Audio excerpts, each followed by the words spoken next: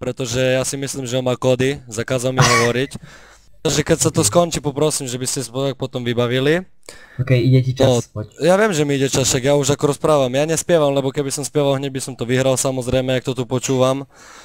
No a na začiatok sa asi predstavím, som zakomplexovaný tučko, ktorý sedí za CS-kom, mám cukrovku. Vážim asi toľko, ako moje telefónne číslo vyzerá.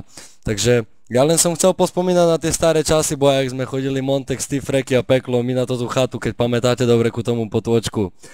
Ja si to strašne dobre pamätám. Jak Peklo spal na prvom poschodí, Freky na druhom, Montex na treťom a v noci prišli nejakí kukláči a dojebali celého Pekla, zbili ho. A ráno sme nevedeli pri nejakých, že prečo, čo sa stalo, pamätáš na to Montex, ne? No a Peklo tiež nevedel.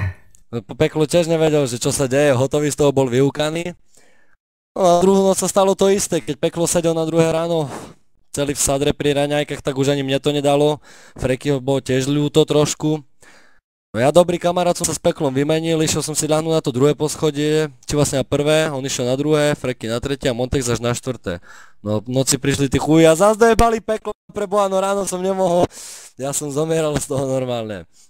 No a ešte jednu vec chcem povedať ľudia, neprišiel som tu vyhrať, sa tu zabaviť a jak vidím preboha niektoré toto výkony, Ježiši Kriste, vy si zaslúžite Nobelovku, keby bolo na mne, tu rozdávam mne, že je VIPka, ale super extra VIP VIPka a každému jednému, ste proste super ľudia.